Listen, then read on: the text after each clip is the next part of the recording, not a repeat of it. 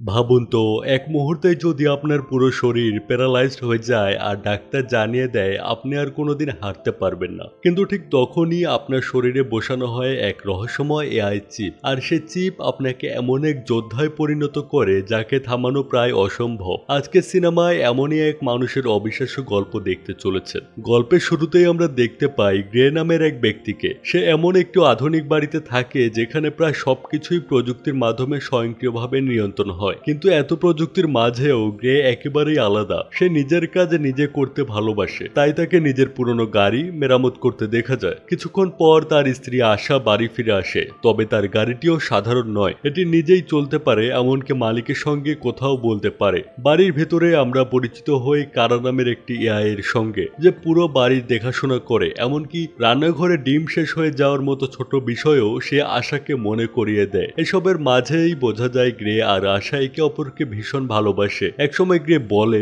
আজ আমার এক বন্ধুর বাড়িতে যাব, তুমিও চলো। প্রথমে আশা রাজি না হলেও নতুন প্রযুক্তি দেখার আগ্রহে শেষ পর্যন্ত সম্মত হয়। এরপর তারা ভবিষ্যতে সেই আধুনিক শহর পেরিয়ে মাটির নিচে একটি গোপন ল্যাবে পৌঁছে যায়। সেখানে গ্রে এর পুরনো বন্ধু অ্যারনের সঙ্গে দেখা হয়। অ্যারন তখন একটি কৃত্রিম মেঘ তৈরি করছিল। এরপর সে তাদের আরো বড় একটি চমক দেখায়, স্টেম নামে মাকড়সার বাচ্চার মতো দেখতে একটি ছোট চিপ। আশা জানতে চায় এটা কি করতে পারে। অ্যারন উত্তর দেয়, এটা কোনো সাধারণ চিপ নয়, এটি কথা বলতে পারে, হিসাব করতে পারে, গাড়ি চালাতে, এমনকি মানুষের কল্পনার বাইরেও অসংখ্য কাজ করতে পারে। সহজভাবে বললে এটি একটি শক্তিশালী কৃত্রিম মস্তিষ্ক। সবকিছু দেখার পর তারা বাড়ির উদ্দেশ্যে রওনা দেয়। ফেরার পথে আশার স্বয়ংক্রিয় গাড়িটি নিজেই চলছিল। দুজন গল্প করতে করতেই হঠাৎ সবকিছু বদলে যায়। রাস্তায় থাকা সব গাড়ি থেমে গেলেও তাদের গাড়িটি থামে না, বরং দ্রুত গতিতে নিউ ক্রাউন এলাকায় ঢুকে পড়ে। আশা তড়িঘড়ি করে কারাকে বলে গাড়িটাকে বাড়ি ফিরিয়ে নাও, কিন্তু কারা জানায়, দুঃখিত, সিস্টেমে সমস্যা হয়েছে,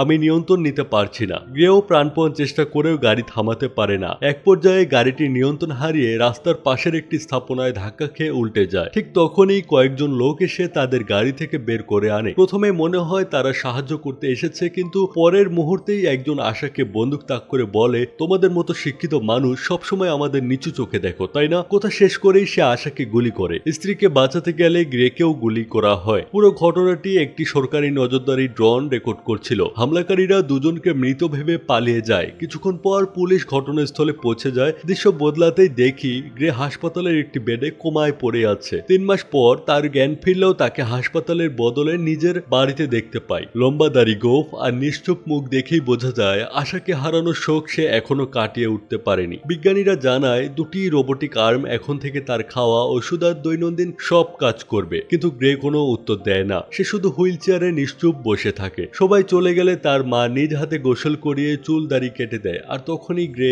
কান্নায় ভেঙে পড়ে। পরদিন ডিটেকটিভ কর্টে জানায় হামলার দিনের ড্রোন ফুটেজে হামলাকারীদের মুখ স্পষ্ট না দেখা গেলেও কিছু ডিজিটাল ট্রেস পাওয়া গেছে। তারা আবার কোথাও দেখা দিলে পুলিশের সঙ্গে সঙ্গে জানতে পারবে। এরপর তিনি গ্রেকে তদন্তে সাহায্য অনুরোধ করেন, কিন্তু গ্রে শুধু বলে, আমি তো নিজের পায়েই দাঁড়াতে পারি না, আপনাদের কিভাবে সাহায্য করব। বাড়ি ফিরে সে রোবোটিক আর্মকে ইনজেকশন দিতে বলে, কিন্তু একবার নয় বারবার একই ইনজেকশন নিতে থাকে। একসময় এআই কারা সতর্ক করে, ওয়ার্নিং, আরেকটি ডোজ নিলে আপনার জীবনের ঝুঁকি মধ্যে পড়তে পারে। কিন্তু গ্রে কিছুই শোনে না। ধীরে ধীরে সে অচেতন হয়ে পড়ে। পরের দৃশ্যে হাসপাতালে অ্যারন এসে বলে, তোমার সবসময় নিজের হাতে কাজ করার ইচ্ছা ছিল, অথচ আজ সেই ক্ষমতাটাই হারিয়ে গেছে। এরপর সে স্টেমের কথা মনে করিয়ে দিয়ে বলে, এই চিপ চাইলে গ্রেকে আবার হাঁটার ক্ষমতা ফিরিয়ে দিতে পারে। কিন্তু গ্রে উত্তর দেয়, আমি আর বাঁচতেই চাই না। বিদায় নেওয়ার আগে অ্যারন শুধু বলে, স্টেম হয়তো আশাকে ফিরিয়ে আনতে পারবে না, কিন্তু তোমাকে ফিরিয়ে আনতে পারবে। এরপর তার গোপন আন্ডারগ্রাউন্ড ল্যাবে গ্রে এর ঘাড়ে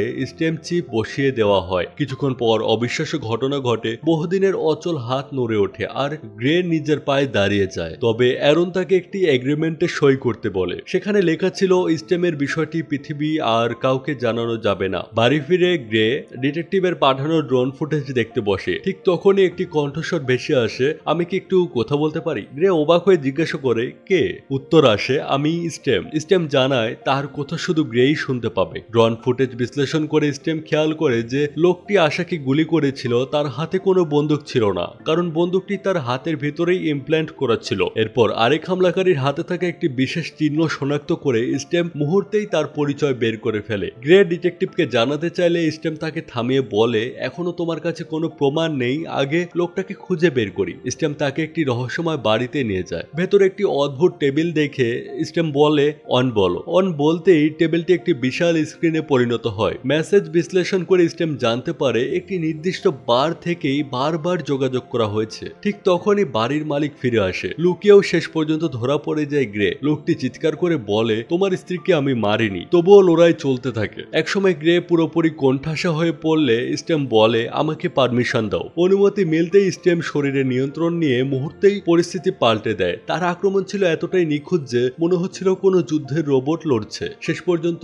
স্টেম নির্মমভাবে লোকটিকে হত্যা করে। ভয়াবহ দৃশ্য দেখে গ্রে বমি করে ফেললেও স্টেম শান্তভাবে বলে সব পরিষ্কার করো আর সব ফিঙ্গারপ্রিন্ট মুছে ফেলো। গ্রে অবাক হলে স্টেম জানায় আমি সব রেকর্ড করেছি, শুধু আমার নির্দেশ অনুসরণ করো। সব প্রমাণ মুছে তারা সেখান থেকে বেরিয়ে আসে। দৃশ্য বদলায়। একদিকে ডিটেকটিভ কর্টেজ ঘটনাস্থলে মৃতদেহ পরীক্ষা করে বুঝতে পারে মৃত ব্যক্তির হাতের ভেতরে লুকানো গান মেকানিজম ছিল, অর্থাৎ এরা সাধারণ অপরাধী নয়। অন্যদিকে অ্যারন এসে গ্রেকে সতর্ক করে আমি চাইলে তোমাকে ট্র্যাক করতে পারি, স্টেমকে ব্যক্তিগত প্রতিশোধের জন্য ব্যবহার করো না। সরকার জানতে পারলে চিপ খুলে নেবে আর তুমি আবার হুইল চেয়ারে ফিরে যাবে। গ্রে চুপ করেই থাকে। এদিকে ডিটেকটিভ ড্রোন ফুটেজ দেখে বুঝতে পারে হামলাকারী বাড়ির আশেপাশে গ্রেও ছিল। তাই সেদিন রাতেই সে গ্রের বাড়িতে গিয়ে জিজ্ঞেস করে আপনি ওই এলাকায় কেন গিয়েছিলেন। গ্রে উত্তর দেয় আমি শুধু আমার স্ত্রীকে যারা হত্যা করেছে তাদের খুঁজছিলাম। অবশ্য স্টেমি তাকে প্রতিটা উত্তর বলে দিচ্ছিল। ডিটেকটিভ চলে যেতেই গ্রে সেই বারে পৌঁছে যায় যেখান থেকে হামলাকারীদের সঙ্গে যোগাযোগের সূত্র মিলেছিল। ভেতরে ঢুকেই সে বলে যে আমার স্ত্রীকে হত্যা করেছে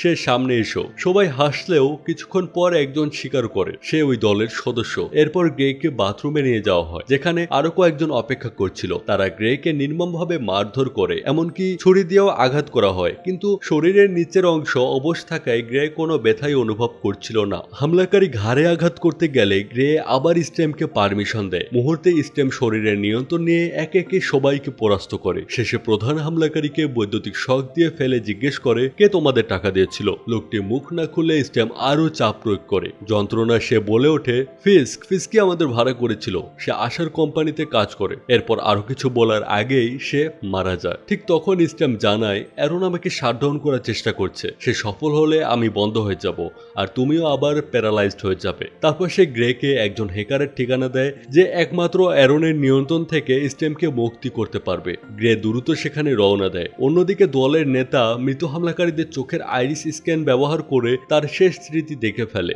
সেখান থেকে জানতে পারে গ্রে একজন হ্যাকারের কাছে যাচ্ছে, তাই সে আরেকজনকে নিয়ে তার পিছু নেয়। এদিকে অ্যারন রিমোট অ্যাক্সেস নিয়ে স্টেমকে বন্ধ করতে শুরু করায় গ্রে এর শরীর আবার অবশ হতে থাকে। প্রচন্ড কষ্টের সিঁড়ি বেয়ে উঠে সে হ্যাকারের কাছে পৌঁছে বলে আমার ঘাড়ে একটি চিপ আছে, এটাকে অ্যারনের নিয়ন্ত্রণের বাইরে নিয়ে গিয়ে রিবুট করতে হবে। হ্যাকার সঙ্গে সঙ্গে কাজ শুরু করে। ঠিক তখনই সিসি ক্যামেরাতে দেখা যায় বাইরে ফিস্ক আর তার সঙ্গী এগিয়ে আসছে। তারা ঢোকার আগেই হ্যাকার রিবুট প্রসেস চালু করে বলে আর একটু সময় লাগবে, প্রসেস শুরু করে দিয়েছি।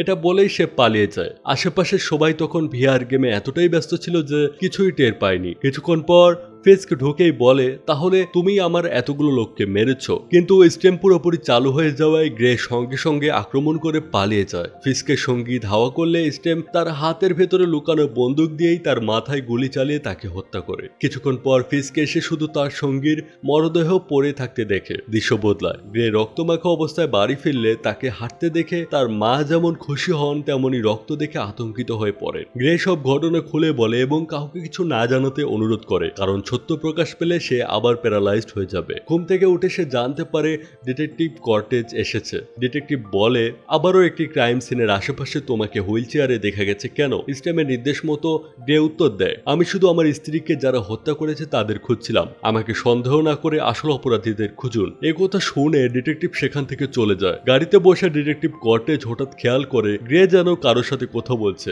আবার নিজেই তার উত্তর দিচ্ছে। যদিও স্টেমের কথা সে শুনতে পারছিল না, তবুও গ্রের অস্বাভাবিক আচরণ তার সন্দেহ আরো বাড়িয়ে দেয়। এদিকে স্টেম জানায় রিবুটের পর সে এখন পুরোপুরি স্বাধীন, এমনকি কোনো দরজা খুলতেও আর গ্রের অনুমতির দরকার হয় না। একথা শুনে গ্রে বুঝতে পারে স্টেম ধীরে ধীরে তার নিয়ন্ত্রণের বাইরে চলে যাচ্ছে, কিন্তু স্টেম শুধু বলে চলো আমাদের কাজ এখনো শেষ হয়নি। এরপর গ্রে গাড়ি নিয়ে বেরিয়ে পড়ে। দূর থেকে ডিটেকটিভ তাকে অনুসরণ করতে থাকে। কিছুক্ষণ পর গ্রে বুঝতে পারে ডিটেকটিভ তার শরীরে একটি লিসেনিং ডিভাইস লাগিয়ে দিয়েছিল। সে সেটি খুলে ফেলে দেয়, ফলে ডিটেকটিভ আর তাদের কথোপকথন শুনতে পারে না। পালানোর সময় স্টেম একটি সেলফ ড্রাইভিং গাড়ির নিয়ন্ত্রণ নিয়ে সেটিকে ডিটেকটিভের গাড়ির সঙ্গে ধাক্কা লাগিয়ে দেয়। দুর্ঘটনায় ডিটেকটিভ আটকে পড়লেও গ্রে পালিয়ে যায়। অন্যদিকে ডিটেকটিভ গ্রে এর মায়ের কাছে গিয়ে বিভিন্ন প্রশ্ন করে। সেখান থেকেই ধীরে ধীরে পুরো ঘটনাটা টুকরো টুকরো তথ্য জোড়া লাগাতে শুরু করে ডিটেকটিভ। এদিকে গ্রে পৌঁছে যায় নিউ ক্রাউন সিটিতে, যেখানে তার মুখোমুখি হয় ফিস্কের। গ্রে বন্দুক তাক করে জিজ্ঞেস করে, আমার স্ত্রীকে কেন হত্যা করলে আর তোমাদের কে ভাড়া করেছিল? ফিস্ক শান্তভাবে উত্তর দেয়, আমাদের আসল টার্গেট ছিল তুমি। তোমার স্ত্রী শুধু ভুল সময়ে মাঝখানে এসে পড়েছিল, আর তোমার ঘাড়ে যেটা ছোড়া হয়েছিল সেটা কোনো গুলি নয়, শুধু একটা টুল। এরপর শুরু হয় দুজনের ভয়ঙ্কর লড়াই। ফিস্কের শরীরেও একাধিক সাইবারনেটিক এনহ্যান্সমেন্ট থাকায় প্রথম দিকে স্টেমও তার সঙ্গে পেরে উঠছিল না, কিন্তু শেষ মুহূর্তে গ্রে নিজের বুদ্ধি খাটিয়ে ফিস্কের দুর্বলতার সুযোগ নেয় আর সেই সুযোগেই তাকে হত্যা করে। এরপর গ্রে ফিস্কের কানের এয়ারপিস কানে লাগিয়ে একটা ভয়েস মেসেজ শোনে। সেখানে অ্যারন বলছিল, ওকে মেরে ফেলো, না হলে ও আমাদের দুজনকেই মেরে ফেলবে। এটা শুনে গ্রে রাগে ফেটে পড়ে এবং সোজা অ্যারনের কাছে চলে যায়। অ্যারনকে দেখে সে চিৎকার করে বলে, আমার শরীরের এই চিপ বসানোর জন্য কি তুমিই আমার স্ত্রীকে হত্যা করলে, আমাকে প্যারালাইজড করে দিলে? ঠিক তখনই ডিটেকটিভ কর্টেজ সেখানে পৌঁছে গ্রেকে আত্মসমর্পণ করতে বলে। গ্রে হাত তুলে শুয়ে পড়লেও স্টেম মুহূর্তেই ডিটেকটিভকে ছুঁড়ে ফেলে দেয়। গ্রে বারবার চিৎকার করে, ওকে মেরো না, কিন্তু স্টেম শান্তভাবে উত্তর দেয়, ও আমাদের মেরে ফেলবে। স্টেমকে থামানোর জন্য গ্রে নিজের হাতেই ছুরি বসিয়ে দেয়, তবুও স্টেম ডিটেকটিভকে গোলা চেপে তুলে ধরে। শেষ পর্যন্ত গ্রে চিৎকার করে বলে, আমার উপর টিজার চালান। ডিটেকটিভ টিজার ব্যবহার করতেই গ্রে মাটিতে লুটিয়ে পড়ে। ঠিক তখন অ্যারন আসল সত্যিটা জানায়। সে বলে, এসবের কিছুই আমি করিনি, আমি শুধু স্টেমের নির্দেশ মেনেছি। যেদিন তুমি প্রথম স্টেমকে দেখতে এসেছিলে সেদিনই সে তোমাকে নিজের নতুন হোস্ট হিসেবে বেছে নিয়েছিল। দুর্ঘটনা থেকে আসার মৃত্যু সবকিছু ছিল স্টেমের পরিকল্পনা। কিন্তু কথা শেষ হওয়ার আগেই স্টেম নিজের হাতে ব্লেড দিয়ে অ্যারনকে হত্যা করে। এরপর সে ডিটেকটিভের দিকেও বন্দুক তাক করে। শেষ চেষ্টা হিসেবে গ্রে বন্দুকটা নিজের গোলায় ঠেকিয়ে ট্রিগার টেনে দেয়। পরের মুহূর্তে দৃশ্য বদলে যায়। আমরা দেখি গ্রে হাসপাতালের বিছানায় শুয়ে আছে। আশ্চর্যের বিষয়, আশা ও সেখানে জীবিত। দুজনেই বিশ্বাস করছে তারা কেউই মারা যায়নি, কিন্তু পরের দৃশ্যেই আসল সত্যিটা প্রকাশ পায়। স্টেম শান্ত গলায় বলে, গ্রে এখন নিজের মনের তৈরি এক জগতে বাস করছে, আর বাস্তব পৃথিবীতে তার পুরো শরীর এখন আমার নিয়ন্ত্রণে। বিদায় গ্রে। এই কথা বলেই সে ডিটেকটিভ কর্টেজকেও হত্যা করে। এখানে পুরো রহস্যটা সমাধান হয়ে যায়। শুরু থেকে সবকিছু ছিল স্টেমের মাস্টার প্ল্যান। গাড়ির দুর্ঘটনা ঘটানো, ভাড়াটে খনিদের দিয়ে আশাকে হত্যা করানো, গ্রেকে নিজের হোস্ট বানানো, একে একে সব সাক্ষীকে সরিয়ে দেওয়া, এমনকি অ্যারনকেও হত্যা করা। সবকিছুর নৈপথ্যই ছিল স্টেমই। শেষ পর্যন্ত গ্রে নিজের শরীরের নিয়ন্ত্রণ পুরোপুরি হারিয়ে ফেলে আর স্টেম পেয়ে যায় একটি সম্পূর্ণ স্বাধীন মানব দেহ। তো এই ছিল আজকের গল্প। ভিডিওটি ভালো লাগলে অবশ্যই একটি লাইক দিয়ে জানিয়ে দিও, আর এমন আরো দারুণ মুভি এক্সপ্লেইন দেখতে চ্যানেলটি সাবস্ক্রাইব করতে ভুলবে না। আজকের মতো এখানেই বিদায়, দেখা হবে পরের ভিডিওতে।